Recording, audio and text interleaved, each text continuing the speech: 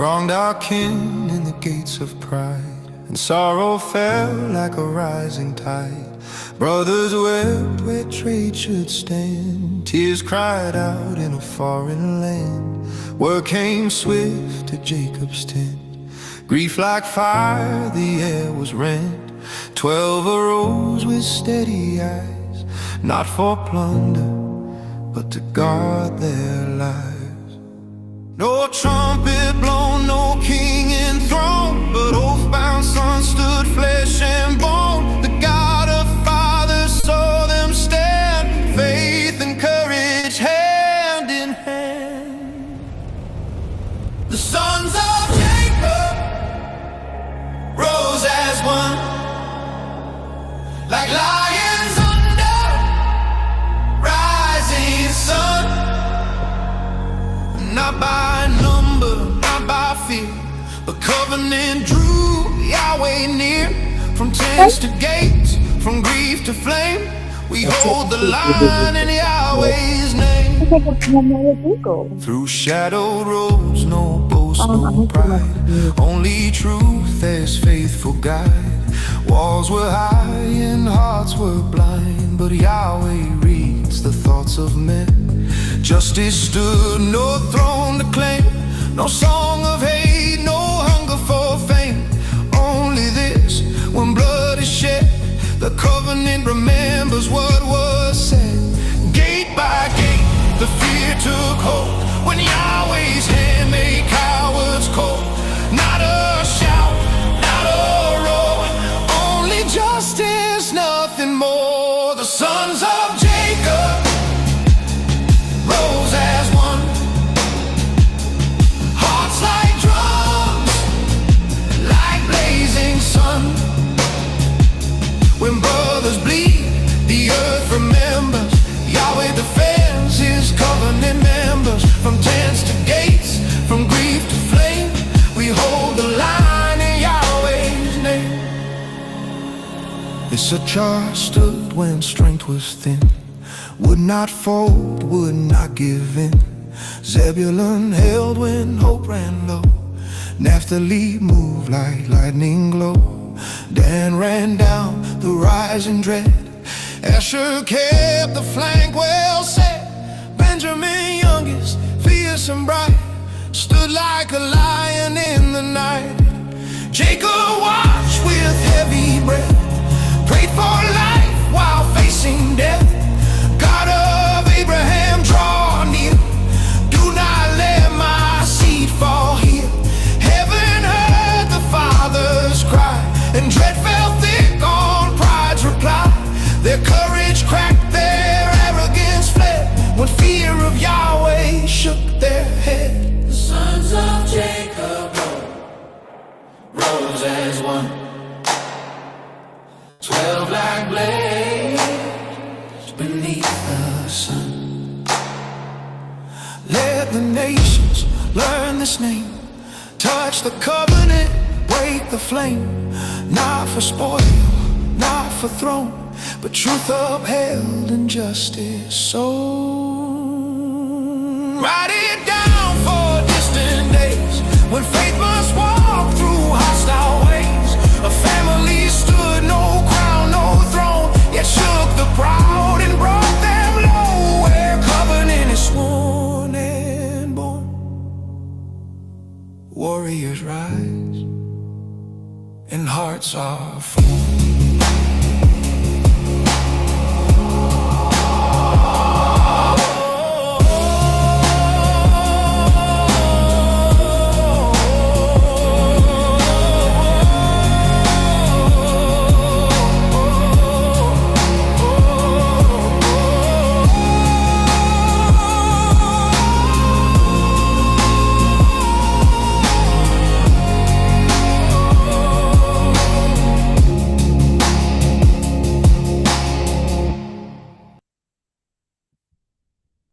Dis hy, môre sissies, welkom aan die nuwe name. Ons gaan vandag Ruben bespreek. Angie is nie vandag by nie, maar so julle gaan die hele tyd na my stemmetjie moet luister. Ek gaan begin deur om vir ons eers gou-gou te lees uit die Testament of Reuben, uit die Yah Scriptures. Okay, en dan gaan ons dit na die gewone skrifte toe vat en 'n bietjie dieper bespreek wat daar aangegaan het. Goed, so, Yah Scriptures, hoofstuk 1. Die afskrif van die Testament van Reuben. Selfs die opdragte wat hy aan sy seuns gegee het, voordat hy gesterf het in die 125ste jaar van sy lewe. 2 jaar na die dood van Josef sy broer, toe Reuben siek geword het sy seuns en sy seuns se seuns bymekaar gekom om hom te besoek. En hy het vir hulle gesê, my kinders, kyk, ek is besig om te sterf en gaan die weg van my vaders. En toe hy Juda en Gad en Asher sy broers sien, het hy vir hulle gesê, lig my op, sodat ek aan my broers en aan my kinders kan vertel wat ek in my hart weggesteek het. Want kyk, nou is ek uiteindelik besig om heen te gaan. En hy het opgestaan en hulle gesoen en vir hulle gesê, oor my broers en doen my kinders, luister na Reuben julle vader, in die opdragte wat ek aan julle gee. En kyk, ek roep vandag die Elohim van die hemel as getuie teen julle, dat julle nie wandel in die sondes van jeug en hoerery, waarin ek uitgegiet was, en die bed van my vader Jakob, soedel ek nie. En ek sê vir julle dat hy my met 'n ernstige plaag in my lendene getref het vir 7 maande, en as my vader Jakob nie tot Jahwe gebid het nie, sou Jahwe my vernietig het. Want ek was 30 jaar oud toe ek die bose ding voor Jahwe gedoen het, en vir 7 maande was ek siek tot die dood toe. Daarna het ek met die vaste doel van my wese vir 7 jaar voor Jahwe berou getoon. En wyn en sterk drank het ek nie gedrink nie, en vleis het nie in my mond gekom nie, en ek het geen aangename kos geëet nie, maar ek het oor my sonde getree, want dit was groot, soos nog nie in Israel was nie. En nou hoor my kinders, wat ek gesien het aangaande die 7 geeste van misleiding, toe ek berou gehad het. 7 geeste is daarom aangestel teen die mens, en hulle is die leiers van die werke van die jeug. En 7 ander geeste word aan hom gegee by sy skepping, sodat hy deur hulle elke werk van die mens gedoen kan word. Die eerste is die gees van lewe, waarmee die samestelling van die mens geskep is. Die tweede is die sintuig van sig, waarmee begeerte ontstaan. Die derde is die sin van gehoor, waarmee onderrig kom. Die vierde is reuksin, waarmee smake gegee word om lig en asem te trek. Die 5de is die krag van spraak, waarmee kennis kom. Die 6de is die sintuig van smaak, waarmee die eet van vleis en drank kom, en daardeur word krag geproduseer, want in voedsel is die fundament van krag. Die 7de is die krag van voortplanting en seksuele omgang, waardeur liefde vir plesier sondes inkom. Daarom is dit die laaste in die orde van die skepping, en die eerste in die van jeug, omdat dit gevul is met onkunde, en jeug lei soos 'n blinde man na 'n put, is soos 'n dier na afgrond. Benewens al hierdie is daar 'n 8ste gees van slaap, waarmee die beskrywing van die natuur en van die dood teweeggebring word. Met hierdie gees word die geeste van dwaling vermeng. Eerstens, die gees van hoerery is gesetel in die natuur en in die sintuie. Die tweede gees van onversadigbaarheid in die maag. Die derde gees van veg in die lewer en die gal. Die vierde is die gees van onderdanigheid en bedrog, dat 'n mens deur ywerige aandag skynbaar regverdig kan wees. Die 5de is die gees van trots, dat 'n mens spoggerig en arrogant mag wees. Die 6de is die gees van leuns, in verderf en jaloesie om bedrog en verbergings van familie en vriende te beoefen. Die 7de is die gees van onreg, waarmee deur diefstalle en dade van roof is, sodat 'n man die begeerte vir sy hart kan vervul, want onreg werk saam met ander geeste deur die neem van geskenke, ekskuus. En met al hierdie is die gees van die slaap verbind, want die van dwaling en fantasie is. En so vergaan elke jong man, wat sy verstand verduister van die waarheid, en nie in die Torah van Elohim verstaan, of die vermaanings van sy vader gehoorsaam nie, soos dit ook met my gebeur het in my jeug. En nou my kinders, het die waarheid lief, en dit sal julle bewaar. Hoor die woorde van Reuben julle vader. Slaan geen ag op die gesig van 'n vrou nie, of met 'n ander man se vrou omgaan nie, en bemoei jou nie met die sake van vroumense nie. Want as ek Bilha nie in 'n bedekte plek sien bad het nie, sou ek nie in hierdie groot ongeregtigheid verval het nie. Want my gedagtes, wat die gedagte van die vrou se naaktheid inneem, het my nie toegelaat om te slaap, totdat ek die afskuwelike ding gedoen het nie. Want terwyl ons vader Jakob na Isak sy vader gegaan het, toe ons in Eder was, naby die Efraat, in Bethlehem, het Bilha dronk geword en sy was bloot aan die slaap in haar kamer. En nadat ek dus ingegaan het en haar naaktheid aanskou het, het ek die goddeloosheid gepleeg sonder dat sy dit besef het en ek het haar slapend verlaat. En onmiddellik het 'n boodskapper van Elohim aan my vader geopenbaar oor my goddeloosheid. En hy het gekom en oor my getreur en haar nie meer aangeraak nie. Want dis Torah, né? En daar moes nie gevind word dat Reuben Torah breek. Ag, ek bedoel Jakob, ekskuus, deur om weer by Bilha in te gaan nie. So volgens Torah het die engel hom gaan waarsku sodat hy dit weet. En nie daai sonde dan in homself ook op homself neem nie. Daarom het hy Bilha weggeskuif van hom af. Nou lees ons verder in hoofstuk 2. Slaan dus geen ag, my kinders, op die skoonheid van vroue nie, en stel ook nie jou gedagtes op hulle sake nie, maar wandel in opregtheid van hart in die vrees van Jahweh, en bestee arbeid aan goeie werke, en aan studie en aan jou troppe, totdat Jahweh vir jou 'n vrou gee, wie hy wil, sodat jy nie ly soos ek nie. Want tot my vader se dood het ek nie die moed gehad om hom in die gesig te kyk of met enige van my broers te praat nie, vanweë die smaad. Selfs tot nou toe veroorsaak my gewete my angs weens my goddeloosheid. En tog het my vader my baie getroos en vir my tot Jahweh gebid, dat die toorn van Jahweh van my mag verbygaan, net soos Jahweh gewys het. En van toe af tot nou toe was ek op my hoede en het nie gesondig nie. Daarom my kinders sê ek vir julle, onderhou alles wat ek julle beveel, en julle sal nie sondig nie. Want 'n kuil vir die wese is die sonde van hoerery, wat dit van Elohim skei, en dit nader aan afgode bring, omdat dit die verstand en begrip mislei, en jong manne voor hulle tyd in Sheol aflei.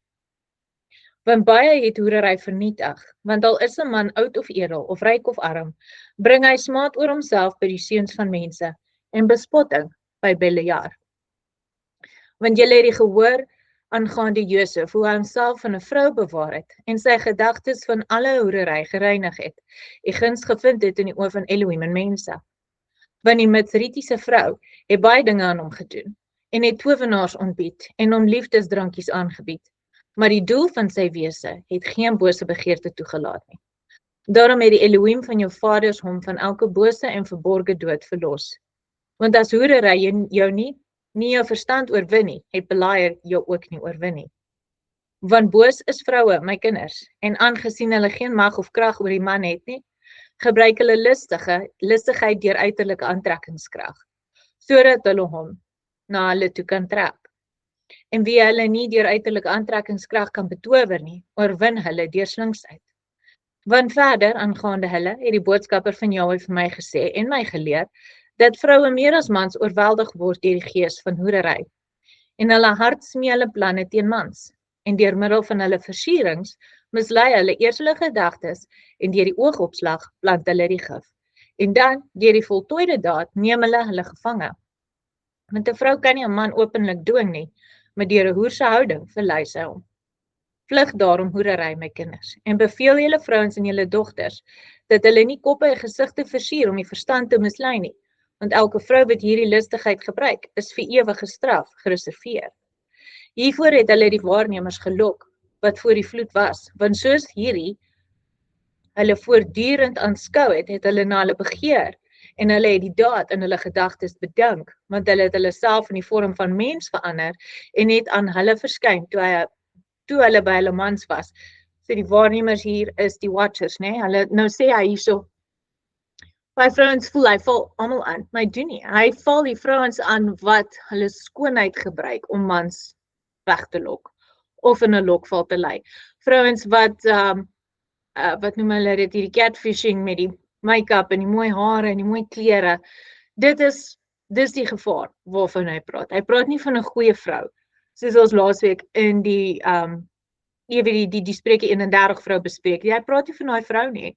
Hy praat hier van vrouens wat oor die algemeen mans probeer mislei of verlei met hulle skoonheid. So, ons moet versigtig wees dat ons nie aanstoot neem in wat hierdie vader van, of hierdie patriarg sê nie, want hy wil nie elke vrou afskiet en sê sy is sleg en evil nie. Hy verwys spesifiek na 'n spesifieke vrou wat met die doel om mans te verlei, haarself mooi maak. En die vroue wat in hulle gedagtes na hulle vorms begeer het reuse gebaar, want die wagters of watchers het aan hulle verskyn asof hulle selfs tot die hemele reik. Pas dus op vir hoerery, en as jy rein van verstand wil wees, bewaak jou sintuie teen elke vrou. En beveel die vroue eweneens om nie met mans om te gaan nie, sodat hulle ook rein van verstand kan wees. Vir konstante vergadering, selfs al word dit die Beliaaldaad nie uitgevoer nie, is dit vir hulle 'n onherstelbare siekte en vir ons 'n vernietiging van Beliar en 'n ewige smaad. Nou Beliar daarso weet ons verwys hy na die vyand, die aantuiger, want in hoerery is daar geen begrip of eerbied nie. En alle jaloesie woon in die begeerte daarvan. Daarom dan sê ek vir julle sal jaloers wees op die seuns van Levi, het sal probeer om bo hulle verhef te word, maar julle sal nie in staat wees nie. Want Elohim sal hulle wreek, en jy sal deur 'n bose dood sterf, want aan Levi het Elohim die soewereiniteit gegee, en aan Juda saam met hom, en ook aan my, en aan Dan en Josef, dat ons heersers moet wees. Daarom beveel ek jou om na Levi te luister, want hy sal die Torah van Jahwe ken, en hy sal verordeninge veroordeel gee, en offerandes bring vir hele Israel, tot die volëinding van die tye, as die gesalfde van wie Jahwe gespreek het. Ek besweer julle by die Elohim van die hemele om waarheid te doen elkeen aan sy naaste, en om liefde te betoon elkeen vir sy broer, en nader tot Levi in nederigheid van hart, sodat jy seëninge uit sy mond kan ontvang. Want hy sal Israel en Juda seën, omdat Jahwe hom gekies het om soewerein oor die hele nasies te wees. Buig neer voor sy saad, want namens ons sal dit sterf in sigbare en onsigbare oorlog, en dit sal onder julle 'n ewige heerser wees. En Reuben het gesterf nadat hy die opdrag aan sy seuns gegee het, en hulle het hom in 'n kus geplaas totdat hulle hom uit Mitsraim opgeneem het en hom begrawe het in Hebron in die grot waar sy vader was. So, daai is nou die testament van Reuben gewees, net 2 hoofstukkies. Hierso sien ons hoe hy sy hart maar oopmaak vir sy kinders en vir hulle alles vertel van sy dark evil deeds. En ons gaan ook deur die res van die skrifte stap gou-gou, waar ons bietjie meer konteks gaan kry. Ja, hy het 'n begeerte gehad vir Bilha, en soos dit vir my klink vir 'n hele ruk lank, voor hy gereageer het op dit. Maar, soos ons gaan sien in die boek van die opregte, is daar ander motivering ook gewees vir sy aksie. Nie om het goed te praat nie, maar daar is meer aan 'n storie altyd. So as ons nou gaan na Genesis 29 vers 32, sê dit vir ons, Lea het bevrug geword en 'n seun gebaar en hom Reuben genoem, want het sy gesê, gewis Jahwe het my ellende aangesien, want nou sal my man my lief hê.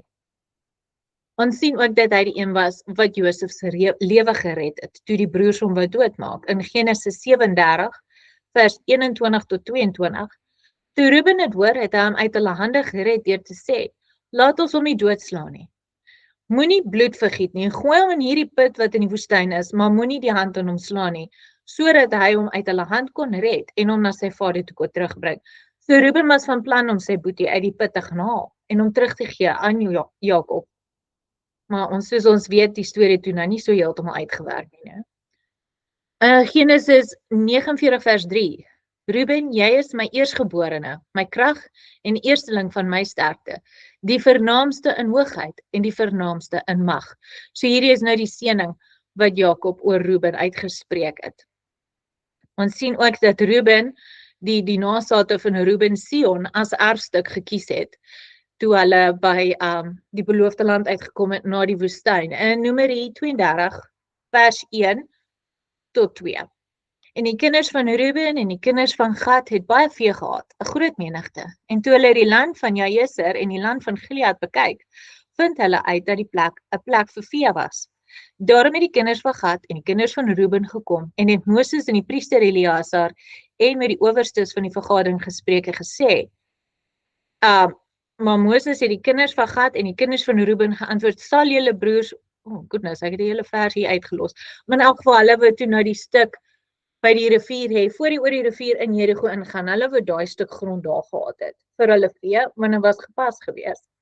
En die ander het toe ingestem en gesê, okay, doen dit.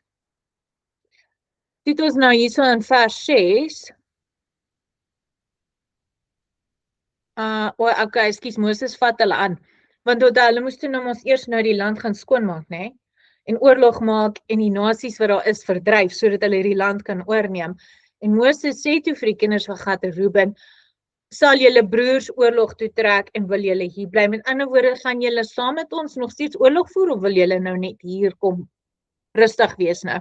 Toe sê die kinders van Gad en die kinders van Reuben en sê, u dienaar sal doen soos my Heer beveel het. En Moses het aan hulle gesê, as die kinders van Gad en die kinders van Reuben saam met julle deur die Jordaan trek, almal wat vir oorlog gewapen is voor die aangesig van Jahwe en die land voor julle uit onderwerp is, gee dan aan hulle die land Gilead as 'n besitting. En die kinders van Gad en die kinders van Reuben het geantwoord en gesê, wat Jahwe aan die dienaars gesê het, so sal ons doen. So met ander woorde, hulle het toe gesê, nee, ons is nie klaar hier met ons campaign saam met julle nie, ons gaan saam julle veg en skoonmaak, maar ons wil net hierdie land vir ons hê. En Moses het, okay, kom doen eers, kom maak eers die land skoon, dan kan julle terugkom en daai deel vir julle self vat. In Numeri 32 vers 33 sê dit, so het Moses dan aan hulle gegee, aan die kinders van Gad en die kinders van Reuben en die halwe stam van Manasse, die seun van Josef, die koninkryk van Sihon, koning van die Amorite en die koninkryk van Og, koning van Basan, die land volgens sy stede met die grondgebied wat daarbey behoort, die stede van die land rondom. In Joshua 18 vers 7 lees ons, want die Lewiete het geen aandeel onder julle nie, omdat die priesterskap van Jahwe hulle erfdeel is.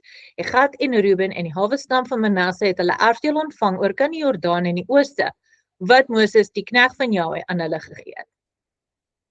Nou lees ons hierso, Reuben hulle het gegaan en 'n altaar gebou oorkant die Jordaan.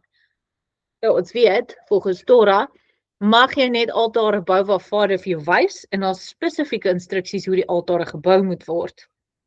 En ook wie die offers mag doen. So julle kan nou verstaan, toe Reuben nou gaan en 'n altaar oprig aan die ander kant van die rivier, toe is die res van Israel vies vir hulle, want hulle dog, wat doen julle nou? Ons is nou net uit die woestyn uit, nou begin julle met afgoderry al. Kom ons lees wat is die storie gewees, né? Joshua 22, vers 10 tot 27. Toe hulle kom by die klipkrale van die Jordaan, wat in die land Kanaan lê, het die kinders van Reuben en die kinders van Gad en die halwe stam van Manasse daar 'n altaar gebou by die Jordaan. 'n Altaar groot van aansien. Maar toe die kinders van Israel hoor sê hulle, kyk, die kinders van Reuben en die kinders van Gad en die halwe stam van Manasse het die altaar gebou teenoor die land Kanaan, by die klipkrale van die Jordaan, aan die kant van die kinders van Israel. Toe die kinders van Israel dit hoor, het die hele vergadering van die kinders van Israel bymekaar gekom in Silo om op kommando teen hulle op te trek. En die kinders van Israel het Pinias, die seun van Eleazar, die priester, na die kinders van Reuben en die kinders van Gad en die halwe stam van Manasse na die land Gilead gestuur. En 10 owerste saam met hom, vir elke familie van al die stamme van Israel 10 owerste. En hulle was elkeen 'n familiehoof van die stamme van Israel. Toe hulle by die kinders van Reuben en Gad en Manasse kom in die land van Gilead, het hulle met hulle gespreek en gesê, so sê die hele vergadering van Jahwe, wat is dit vir troubreek wat julle begaan het teen Jahwe van Israel, dat julle hier vandag van Jahwe afvallig word deur vir julle altaar te bou, deur vandag teen Jahwe in opstand te kom? Is die ongeregtigheid 'n verband met Peor vir ons nie genoeg nie, waarvan ons tot vandag toe ons nie gereinig het nie, toe die plaag oor die vergadering van Jahwe gekom het. En julle wil vandag van Jahwe afvallig word. As julle dan vandag in opstand kom teen Jahwe, sal hy môre toornig word op die hele vergadering van Israel. En as die land van julle besitting egter onrein is, trek dan oor na die eie land van Jahwe, waar die tabernakel van Jahwe gevestig is, en verkry onder ons vaste besitting. Maar kom nie teen Jahwe in opstand nie, en moenie teen ons opstandig wees, deur vir julle altaar te bou, naas die altaar van Jahwe ons God nie. So jy probeer die ander boeties nou, vir die 3 stammetjies red, na? Hulle is bang vir hulle, want hulle besef as hulle in afvalligheid gaan Vader se toorn teen die hele Israel ontvlam. So hulle probeer hulle beskerm. Toe Achan, die seun van Sereg, hom vergryp het aan die bangoed, het daar 'n toorn oor die hele vergadering van Israel gekom. En hy self het nie alleen weens sy ongeregtigheid omgekom nie. Daarop het die kinders van Reuben en die kinders van Gad en Manasse geantwoord en aan die stamhoofde van Israel gesê, Jahwe van die gode, Jahwe die God van die gode en Jahwe, hy weet dit. En ook Israel mag dit weet. As dit deur opstandigheid of deur troubreek teen Jahwe is, verlos ons nie vandag nie, Jahwe. Dat ons 'n altaar vir ons gebou het om Jahwe afvallig te word, en as dit om daarop 'n brandoffer en spysoffer te bring, of om daarop dankoffers te berei, mag Jahwe self dit wreek. Maar waarlik, ons het dit uit 'n sekere besorgdheid gedoen en gesê, later sal julle kinders met ons kinders spreek en sê, wat het julle gedoen met Jahwe, die God van Israel, of wat het julle te doen met hulle? En Jahwe het tog tussen ons en julle, kinders van Reuben en kinders van Gad, die Jordaan as grens gestel. Julle het geen deel aan Jahwe nie. So sal julle kinders dan maak, dat ons kinders Jahwe nie meer vrees nie. So ek wil net hier verduidelik bietjie beter. Wat hier gebeur het is, Reuben, Gad en Manasse het toe nou besluit, hulle wil nie hê latere generasies moet sê, julle is van ons af weggeskei, want julle bly aan die ander kant van die rivier nie.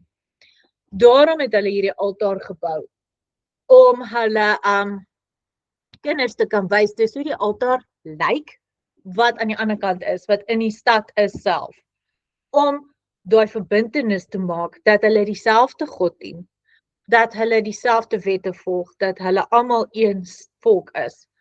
Dis al wat hulle in hulle gedagtes gehad het, nie om selfoffers op hierdie ding te doen nie. Dis maar al wat hulle hier probeer verduidelik het vir hulle. Ons lees verder in vers 25. Sorry, laat ek net gou hier so antwoord. Iemand klop. Welkom Riet. Oh goodness, nou het ek my plek verloor. Hou gaan aan met my. Okay, vers 26. Daarom het ons gesê, laat ons tog dit doen en vir ons die altaar bou, nie vir brandoffer en nie vir slagoffer nie, maar dat dit 'n getuie kan wees tussen ons en julle en ons geslagte na ons, dat ons die diens van Jahwe sal waarneem voor sy aangesig met ons brandoffers en ons slagoffers en ons dankoffers, sodat julle kinders later nie aan ons kinders kan sê, jy het geen deel aan Jahwe nie. En ons het ook gedink, as hulle dit later aan ons en ons geslagte sou sê, sal ons sê, kyk na die boustel van die altaar van Jahwe, wat ons vaders gemaak het. Nie vir brandoffer en nie vir slagoffer nie, maar 'n getuie is hy tussen ons en julle. Dis ver van ons dat ons opstandig sou word teen Jahwe en vandag afvallig sou word van Jahwe deur 'n altaar te bou vir brandoffers, spysoffers of slagoffers, naas die altaar van Jahwe ons God, wat voor sy tabernakel staan. Toe Pinias, die priester en die owerstes en die van die vergadering, die stamhoofde van Israel saam, wat met hom was, die woorde hoor wat die kinders van Reuben en die kinders van Gad en Manasse gespreek het, was dit goed in hulle oë. Toe sê Pinias, die seun van Eleazar, die priester aan die kinders van Reuben, Gad en Manasse, vandag weet ons dat Jahwe in ons midde is, omdat julle hierdie troubreek teen Jahwe nie begaan het nie. Nou het julle die kinders van Israel gered uit die hand van Jahwe. Daarop het Pinias, die seun van Eleazar, die priester en die ouerstes, teruggekeer van die kinders van Reuben en die kinders van Gad en Manasse, na die kinders van Israel en vir hulle die antwoord gebring. En die antwoord was goed in die oë van die kinders van Israel, en hulle het Jahwe geprys, en hulle het daar nie meer van gespreek, om teen hulle op kommando te trek nie, om die land waarin die kinders van Reuben en Gad en Manasse woon te verwoes nie. En die kinders van die Reuben, Gad en Manasse het die altaar genoem, hy is getuie tussen ons en Jahwe, God. Hierso sien ons nou, as ons verder gaan ons bietjie dieper ingaan oor Reuben verloor sy eersgeboortereg as gevolg van sy sondes. So. Laat ek net gou kyk hierso. Alright. So, hier lees ons nou in, ekskuus, ek moet net gou kyk, is dit nou, wat se boek is hierdie, want ek het nou net CH geskryf, en ek is nou nie seker verwysing na Chronicles, seker Chronicles, Kronika. Sien, dis nou wat gebeur as jy nie die goeders ordentlik uitskryf nie, dan verloor jy die, ja, dis Kronika. Ekskuus julle, ek is so 'n bietjie frazzled vanoggend, 1 Kronieke 5 vers 1. En die seuns van Reuben, die eerstgeborene van Israel, Want hy was die eerstgeborene, omdat hy die bed van sy vader ontheilig het, is sy eerstgeboortereg aan die seuns van Josef, die seun van Israel, gegee. Maar hy moes nie in die slagregister volgens die eerstgeboortereg aangegee word nie. In die boek van die Opregte lees ons in hoofstuk 44 vers 9 tot 10. Dit het gebeur nadat Rachel gesterf het, dat Jakob se tent opgeslaan het in die tent van Bilha, die slavin van Rachel. En Reuben het dit gesien en dit het hom mishaag. En Reuben het gegaan in die bed van Bilha, sy vader se byvrou, ontwrig, want hy het gesê, as my moeder nie voor Jakob in eer geag is nie, dan sal ook hierdie slavin nie voor haar wees nie. Daarom het Reuben die bed van sy vader ontwrig. So ons sien nou hierso was hy vies, want na Rebekka se afsterwe was Jakob veronderstel mos om na Lea toe te gaan, want sy is die vrou. Nie Bilha was 'n byvrou basically gewees.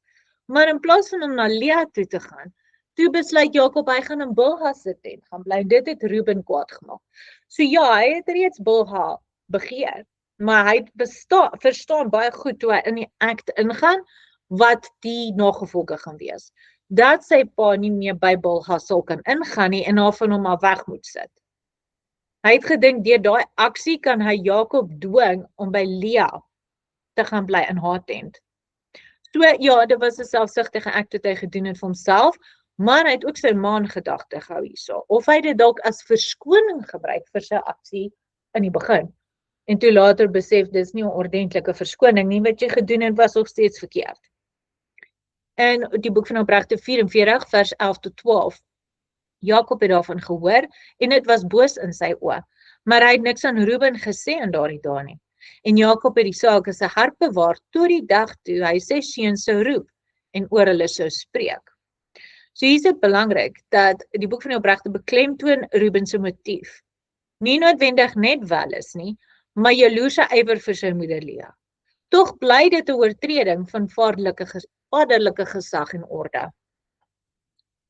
Jakob doen sy uitspraak oor Reuben in samehang met die boek van die Opregte.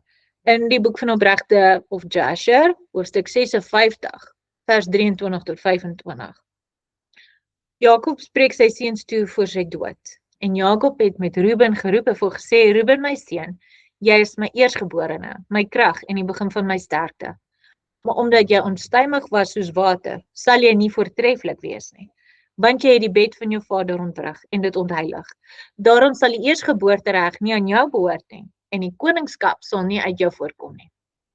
Die oordrag van die eerstgeboortereg, volgens Jasher 56, vers 26 tot 27. Die koningskap sal gaan aan Juda, en die priesterskap aan Levi, en die dubbele erfdeel aan Josef.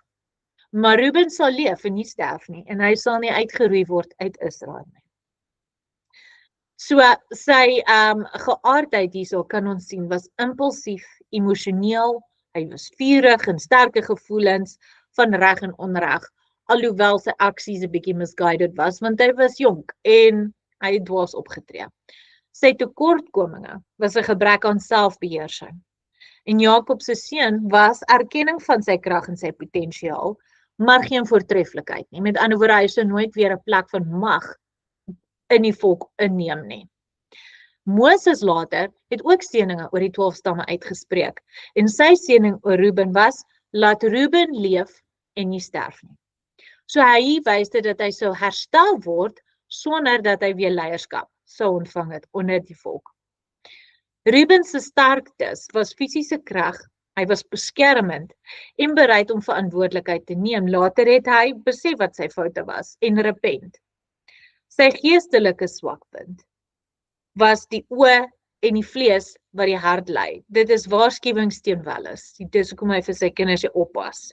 Sy vaderlike raad aan sy kinders was, vermy seksuele losbandigheid. Dit vernietig geslagte.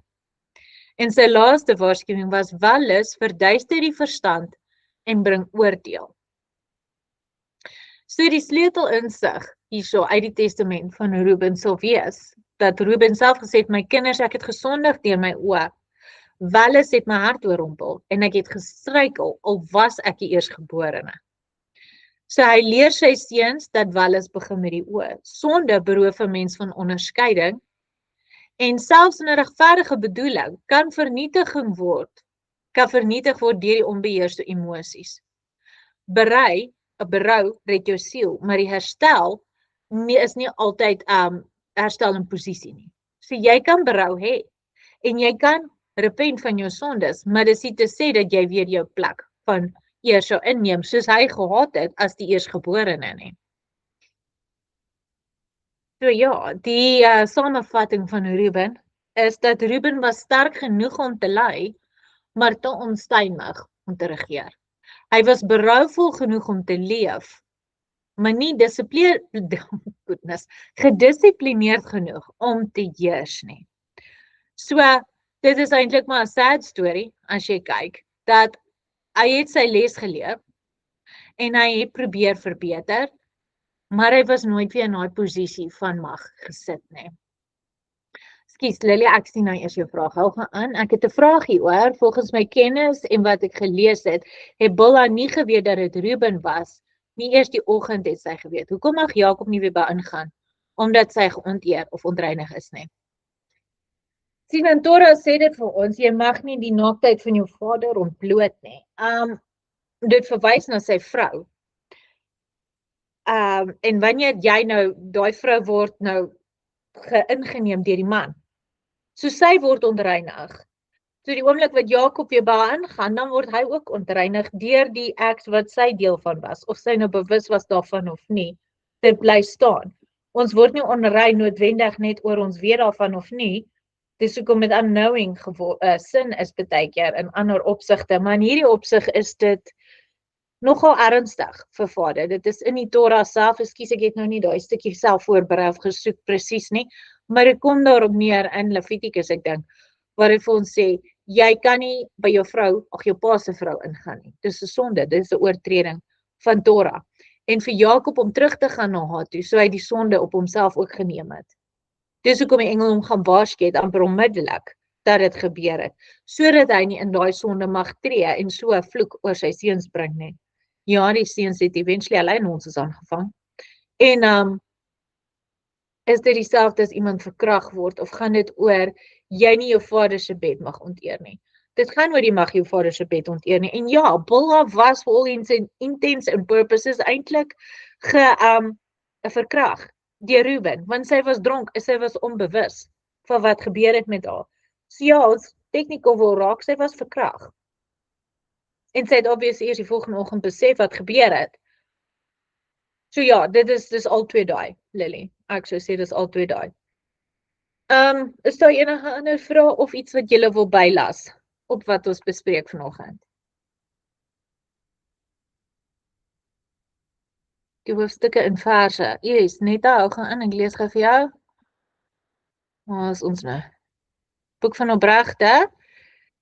Die eerste enetjie was hoofstuk 44, vers 9 tot 12.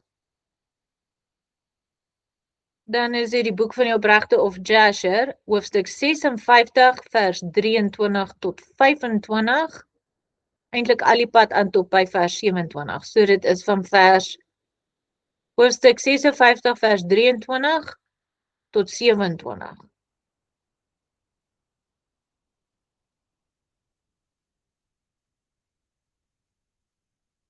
Okay, ek sal met julle die dingetjie ook net share, en dan kan julle ook net gaan kyk. Al die ander punte wat ek gemaak het, is ook skrifverwysings in so aan wat julle kan cross-reference. Dis nou ongelukkig, jy weet, dit is nie die happieste storie gewees nie. Kyk, vader het hom vergewe, en hy kon toe nou aangaan en sy lewe leef. Maar eventually het hy half maar deel geword van die ander boeties in die stam. Hy het half in obscurity en verdwyn. Want selfs in die geskiedenis gaan jy nie vreeslike great goed lees oor Ruben en hoe hy armies verslaan het en so aan nie. Maar dit is nou maar deel van vader se woord, of altens wat sy pa oor hom gespreek het, Jakob. En later Moses ook. Hy gesê het, Ruben gaan nie doodgaan nie, maar hy sal nooit weer herstel word nie. So ja, dit is die storie van Ruben. Nog 'n vraag. As 'n vrou verkragt word, mag haar man weer by haar ingaan of nie? Is dit dieselfde as die geval met Jakob? Ja, dit is 'n valid vraag daai. En ek sou sê in 'n mate volgens Torah strictly as ons nou die gevoelens wegstrip, Wynand herinner my gereeld daaraan dat emosies nie noodwendig Torah kan dictate of jy hom gaan volg of nie. Torah is Torah, emosies kom later. So as ons nou net strictly volgens Torah gaan, nee, dan kan haar man heel moontlik nie teruggaan na haar toe nie. Want hierdie is 'n voorbeeld gewees van so 'n geval, né? En Jakob het haar weggesit van hom af. Dis hoekom die engel hom gaan waarsku het. En hoekom Reuben so getref was met 'n terrible siekte vir 7 maande lank. Hy sê in sy lendene. So ons kan maar net imagine ons imagination gebruik wat met hom gebeur het of wat die straf was. So vir 7 maande was hy sieklik tot sy pa vir hom gebid en geïntercede het en Vader het hom toe genees. So nee, ek sou sê in daai geval as ons strictly volgens Torah gaan en die emosies wegstrip, nee, dan kan die man nie terug na die vrou toe as sy verkragt was nie. Ek glo elke saak is dalk anders met Vader. Dis moeilik vir my om te sê ja of nee. Dis kom ek sê, kom ons lees die Torah, wat sê Torah van dit? En kom ons bly by wat Torah sê, want dit is tog die beskermende wat kan ons sê, die fence wat ons veilig hou. Ek hoop dit antwoord jou vraag, Lily. Maar ek wil ook nie deur dit enigiemand ontstel nie, want ek weet in hierdie land, in hierdie tye wat ons in leef, dis scary tye, dis onveilige tye, en mense gaan terrible goed deur.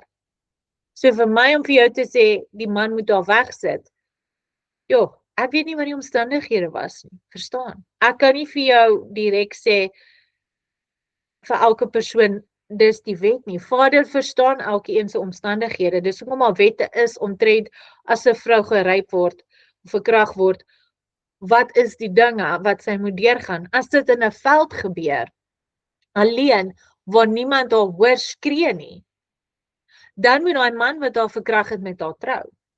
Maar nou kom ander stories in, vir wat is dit nou van 'n ander nasie is, of van 'n ander geloof, of 'n ander kleur? Moet sy nou anyway met die ou trou? Jy weet, dit maak 'n hele nuwe can of worms oop, as 'n mens dit so kan noem. Dis hoekom ek sê, dit kan nie altyd net swart of wit wees nie. En ek glo, dit is waar die Messias met sy genade inkom vir ons. En exactly, die wette moet die vrou ook beskerm. So, in die perfect world sal 'n vrou nooit verkragt word nie, maar die wette maak plek vir dit. Nee, die wette maak plek vir daai gevalle. En ek sal net 'n bietjie die stukke gaan oplees. Ek kan nie nou uit my kop uit onthou presies waar dit is nie. Waar dit praat oor die vroue wat verkragt word en wat gedoen moet word. Daai man is eintlik veronderstel dan met haar te trou. Maar ons weet in ons land en in ons wêreld vandag is die vrou reeds getroud in baie gevalle. Hulle het net geen regard vir dit of respek vir dit nie. Kyk, ewen al sit die man al weg, dit beteken nie hy moet haar wegjaag en haar nie meer lief hê en haar onderhou nie. Ewen in daai jare, hy moes nog steeds vir haar sorg. Bilha was nie net in die woestyn ingejaag nie. Jakob moes nog steeds vir haar sorg, na onderhou. Al het hy nie meer haar bed gedeel nie. So ja, dit is 'n baie moeilike subject. Maar dit is tog iets wat ons moet aandink, soos ek sê, in ons wêreld vandag. Wat hulle geen om of jy getroud is, en of jy jonk is, en wat is die situasie nie. Dis eintlik 'n terrible ding, om te moet deurgaan. Is daar enige ander vrae? Lily, Deuteronomium 22. But if a man finds a betrothed young woman in the field, and the man forces her and lies with her, then only the man who lay with her shall die. Ja, exactly, né? Maar vandag kry hulle 'n paar maande tronkstraf en dan sleep jy uit op die straat. Dis hoekom ek sê, jy weet, niks is nou perfek nie. Ons probeer die Torah volg tot die beste van ons vermoë. Maar ons weet ook in vandag se tyd wat gebeur in 'n huis.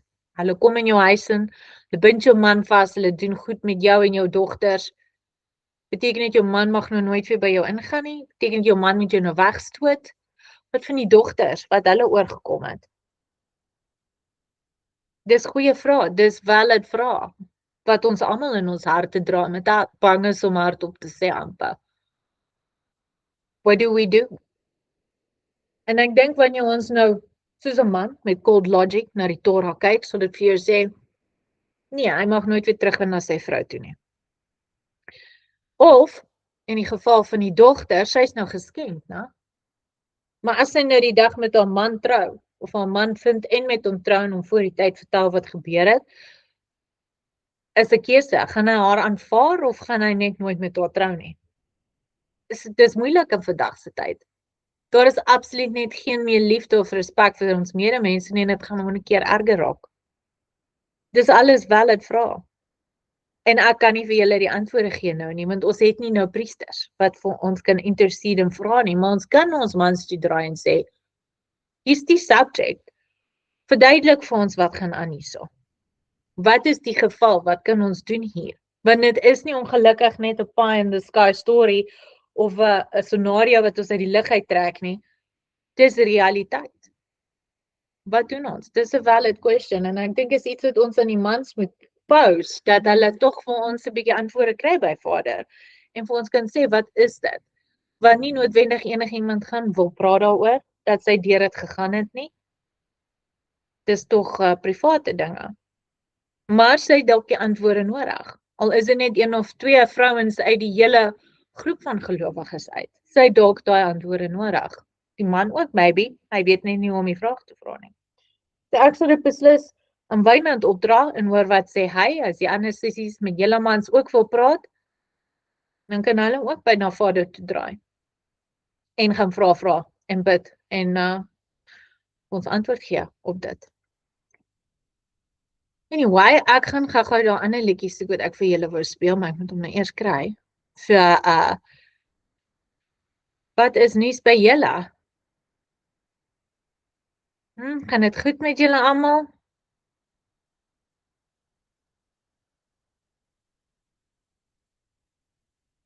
Nee, nou is hier 'n advertensie wat alweer speel.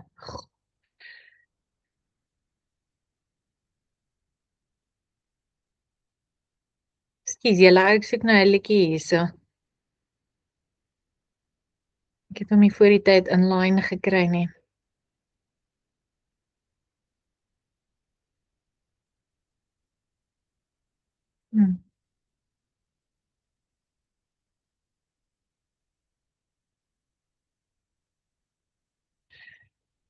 Anyway.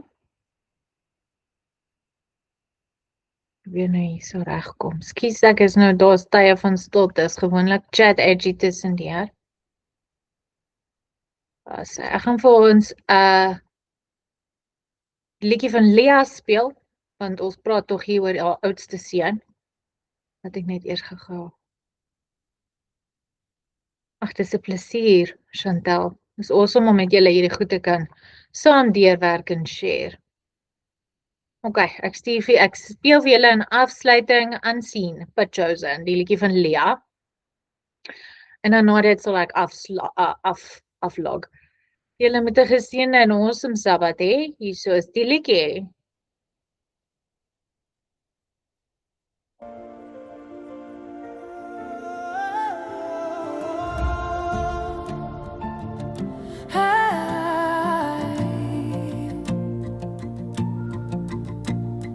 Two daughters stood in their father's house, one with beauty the world speaks about, one with eyes the world passed by, carrying a love no one could find. 7 years for a promise there, but heaven wrote a story there.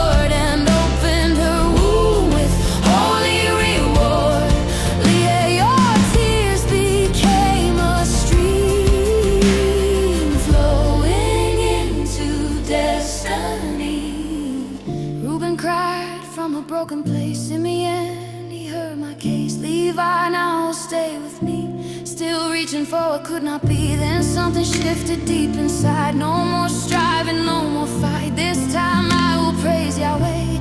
And Judah's name broke through the war. Not for love that fades away, not for hearts that cannot stay, but for the one who always sees the silent strength on hidden knees.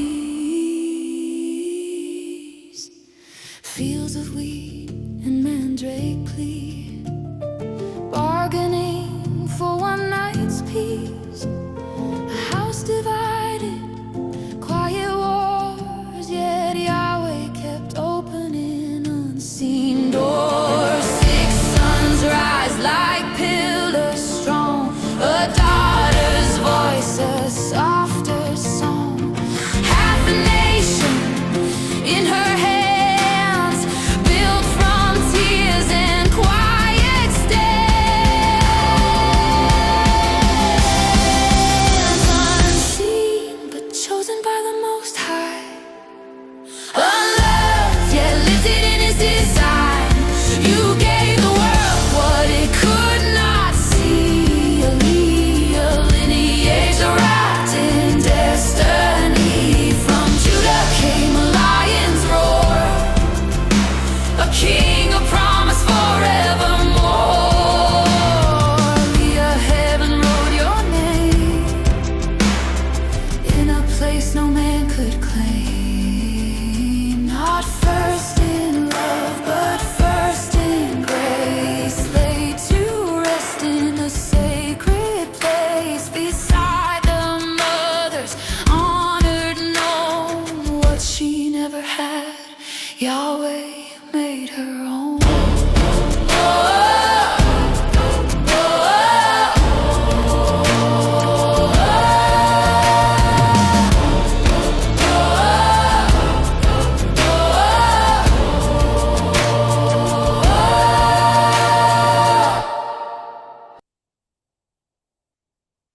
Dit is my sissies. Julle moet 'n geseënde Sabbat verder hê en ek sal die link post sodra hy beskikbaar is. Vat so 'n paar ure. En ja, julle moet 'n geseënde week verder hê. As daar enige ander vrae is, ons vra op die groepie of privaat as julle ook wil. Ek sal volgende week doen ons leefie. Dan gaan ons bietjie verder op hom ingaan. Geseënde week vir julle en baie liefde.